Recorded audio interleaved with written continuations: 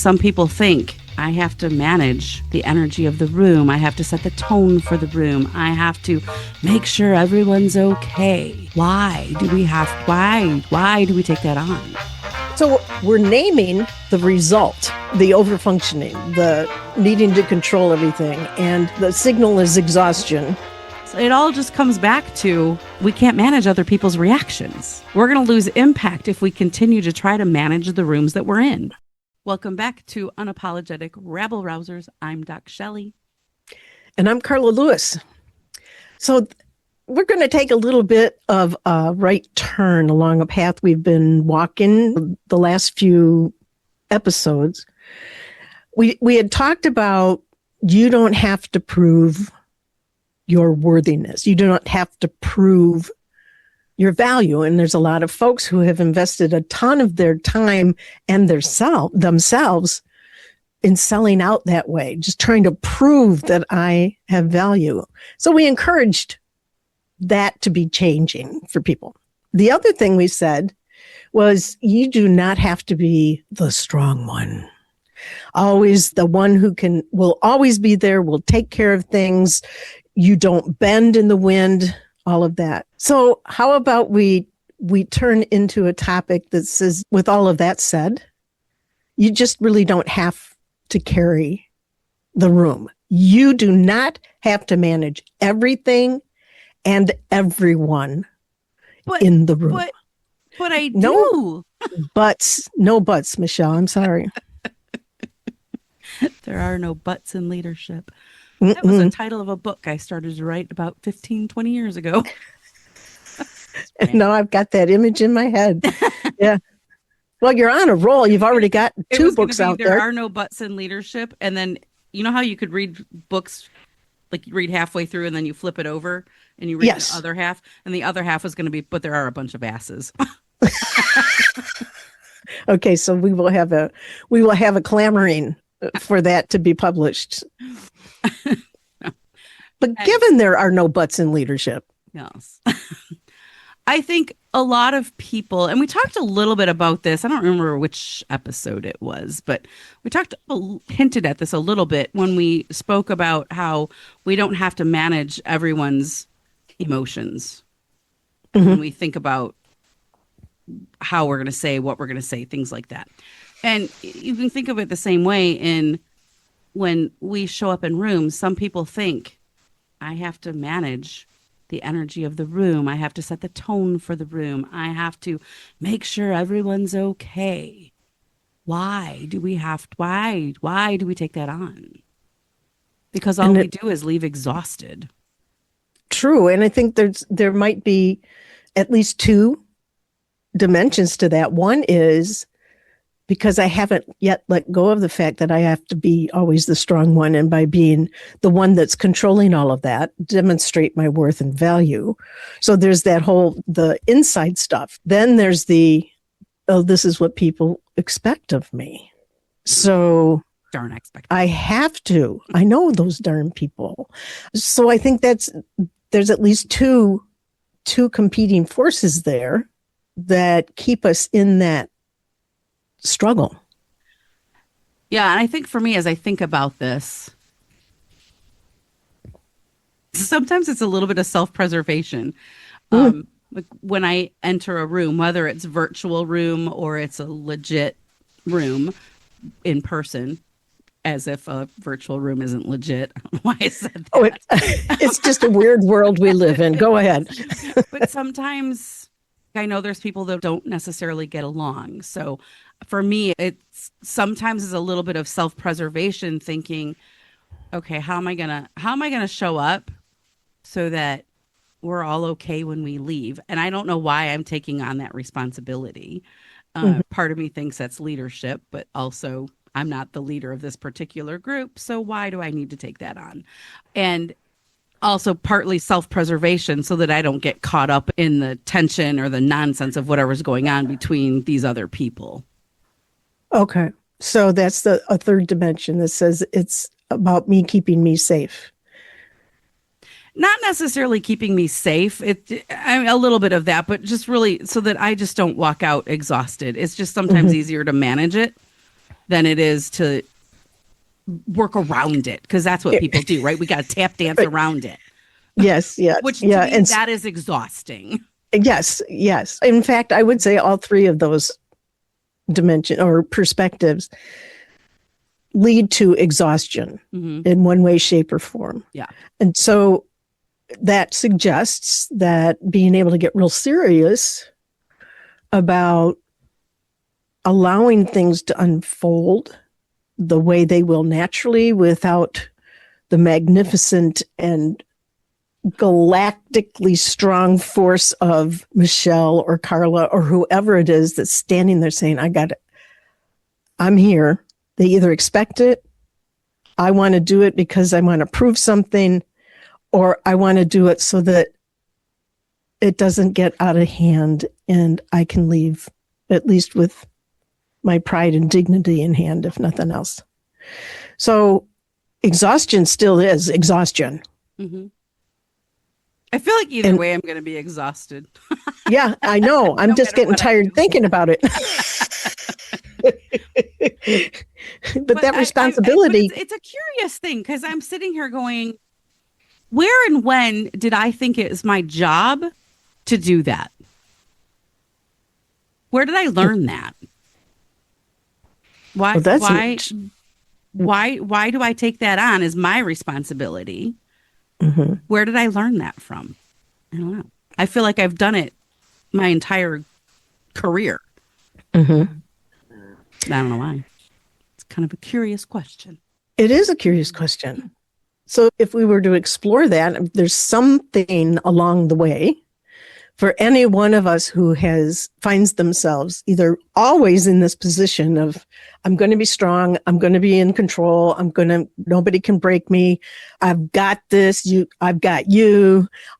Somewhere along the line, that was ingrained somehow. It was rewarded somehow. Yeah.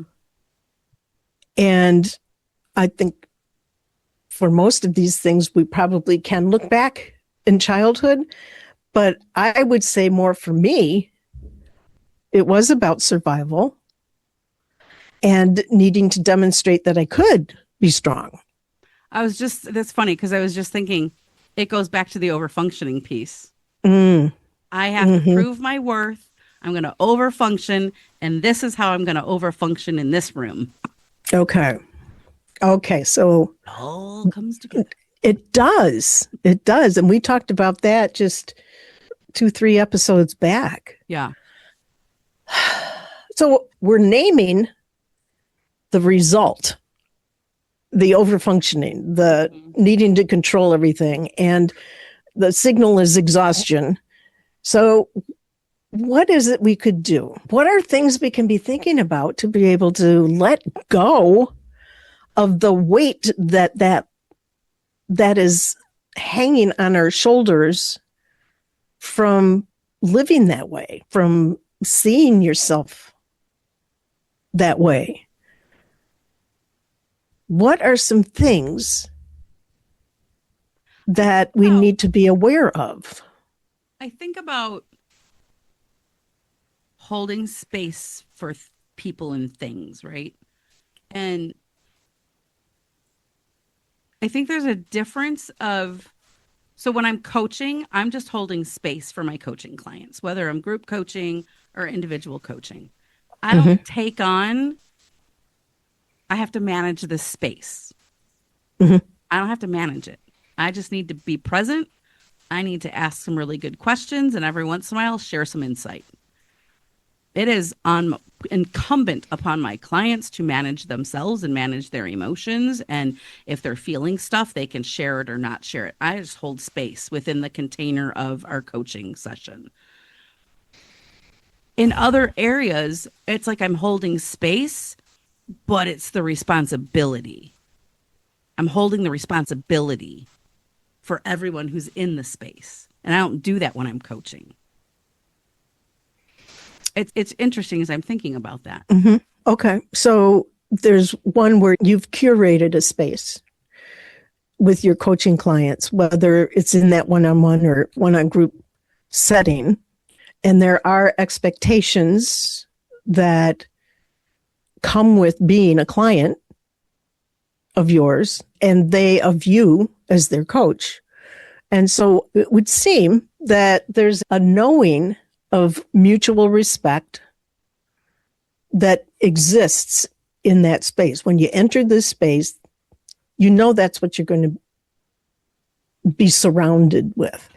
And people act accordingly. And they still make their own choices about how open they may be to revealing a thought or some disquiet that they have, but it's their choice. They don't have to.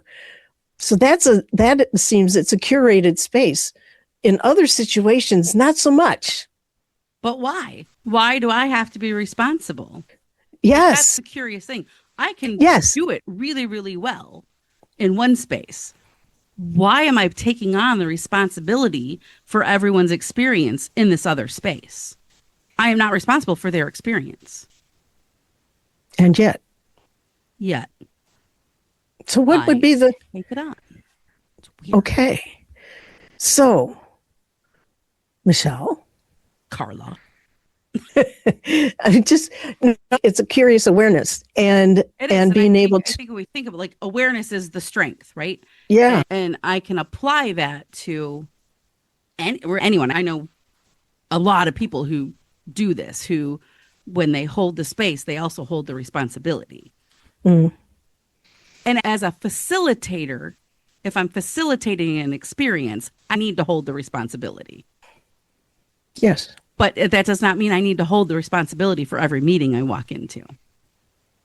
So it's like I've got to differentiate coaching and facilitating versus a meeting or any other room I'm in. Right. Participating versus being in some form of... You are in a position of responsibility in that space, but the responsibility's definition, the scope of that is what seems to be in question here. So being able to shift from where you have curated the space, you've engaged with the clients, and everybody knows what's in that relationship and how to function in that. Not so very true in a non-curated. But it's not that they know how to function. It's me. It's me. Well, okay. So I agree. I'm going into a meeting thinking, I'm going to demonstrate. I don't consciously think this, but I think this is what the process is I'm going into a meeting thinking, oh, these two people don't get along. This person's a whatever. I don't like this person. I don't like how this person leads. These two are cool. But like I come in with, I have to manage all of that. And I don't. It is not my responsibility. If two people don't get along, I don't need to manage that. That is their responsibility. If somebody is going to talk a fool and be stupid in a meeting, that is not my responsibility. That is their responsibility. But I go in and I try to manage all of that. So it's like I'm trying to manage everyone's experience so that everyone leaves the meeting going, that didn't suck. Because it's about the best you're going to get out of any meeting. I hate meetings. But if I'm facilitating something, if I'm like, I facilitate workshops a lot. Yeah. And I feel like I am a little bit more responsible for the experience. But when I'm facilitating, I will let silence stand. Mm-hmm. If people feel uncomfortable, it's okay. I might lean into it. I might not. It depends. Like if there's a whole room of people looking at me like, what? Then I'm going to be like, let me lean into that a little bit. Mm-hmm. I'm okay with silence. I said in a class I was teaching last week, I will outweight you. Because it was so quiet, nobody was saying a damn thing. And then a couple of people left, and then people started speaking up. Mm-hmm. That is my responsibility as a facilitator, is to have a good participant experience. In a meeting, that is not my job. So it's me. It is not the relationship I have with the people in the room. It is not what they know or what they don't know. It's me going in thinking, I got to manage all this crap, and I don't need to. Okay. So And So I know hundreds of leaders who do this. I am not the only I'm one. I am not I'm not disincluding or excluding my disincluding. Yeah, I'm not excluding myself from this conversation. I understand. I get it. I lived it. I see it. But being able to dig down into it, because what you've just expressed is something, is that conflict that so many people have. And what we're talking about is, yet you don't have to be responsible for everyone and everything that happens in every room all the time. Mhm. And what you've drawn a distinction between when your role in a particular setting has you in that facilitative guiding, but not instructing, just nurturing that space. You're very clear. It's that those lines get fuzzy when you're not in that facilitative role. Mhm.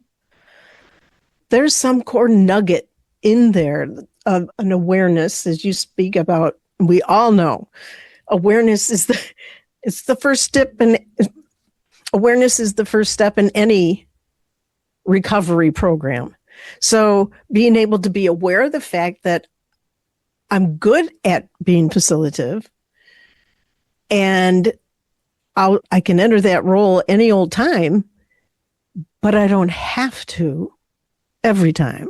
Mm-hmm. And what is it I need to do then inside to get me off of that? I don't want to call it a knee-jerk reaction, but that what is it that triggers in me that says, oh, better get back up on that horse? What is the trigger?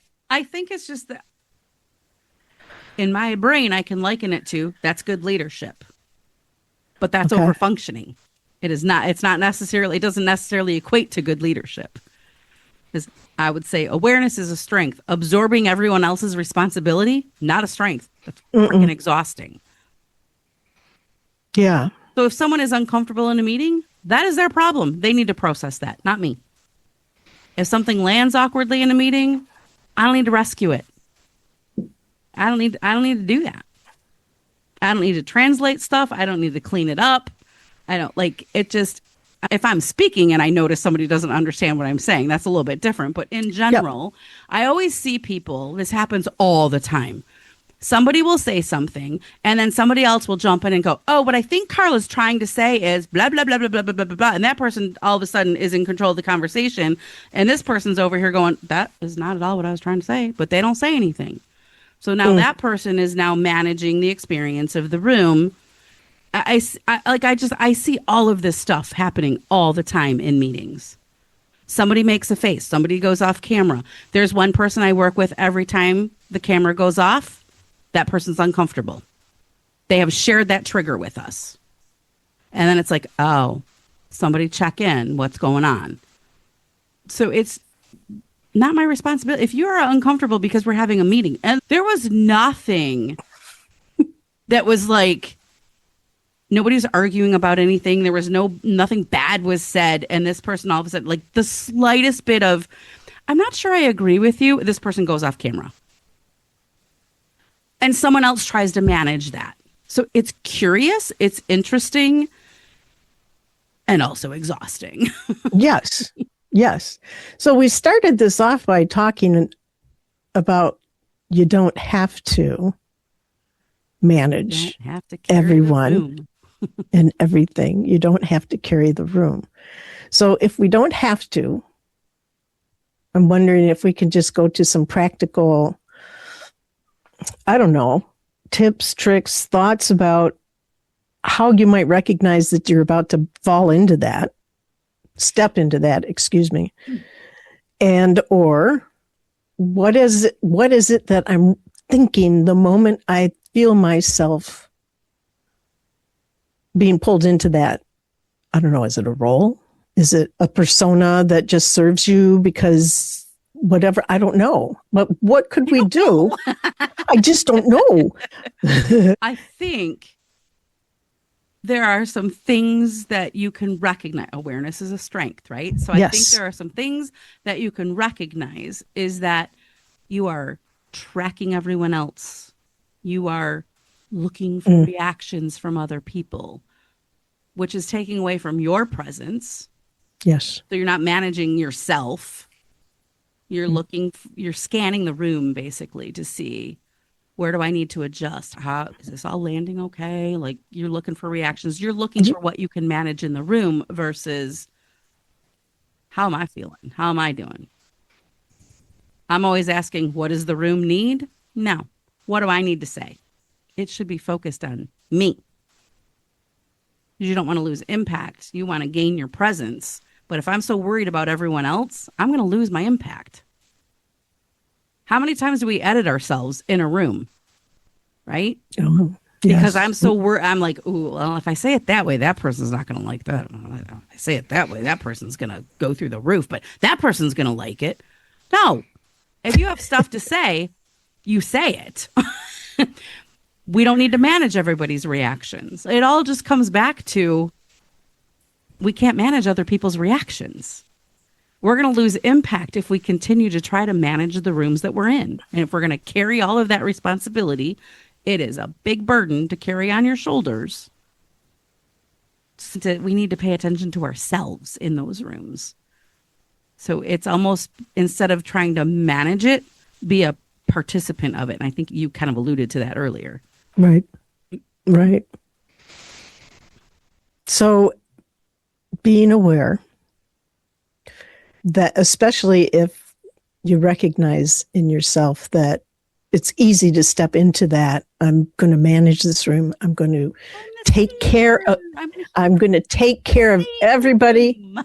in this room, recognizing that it is a choice Yes. and it doesn't serve you if it's not what you are called to be and do in that moment. Yeah. I think a thought going through my head is not everything needs my intervention. Even though I think I can save the day, not everything and not everyone needs my intervention. But I think it also comes back to if we connect that back to that over functioning Yeah. and we go back to I still have to earn my spot. I still have to prove myself. There's some subconscious thing going, I can prove myself because I can carry this room. Yeah. I can earn my spot. I can prove I belong here because I can carry the room. That's a big burden to carry. It is. And I think this sort of puts the chain on the anchor that we dropped in the last several episodes. We talked about the overfunctioning. We talked about the having to be strong and having to prove one's worth. So I think it all comes together in this saying, if we take care of that, the overfunctioning, why we're doing that, what is driving it, what are we expecting to get out of it, what we are getting out of it, and how we want to get out of dependence on overfunctioning to be considered worthy, to Right. be considered valuable, how we can let go of this notion of being strong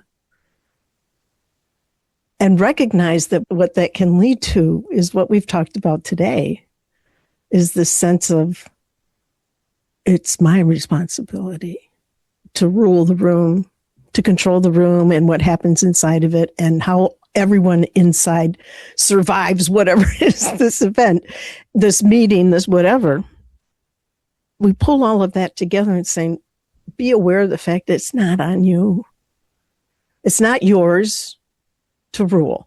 It's not yours, as you said, Shelley. It, not everything and not everyone needs that intervention. No, no.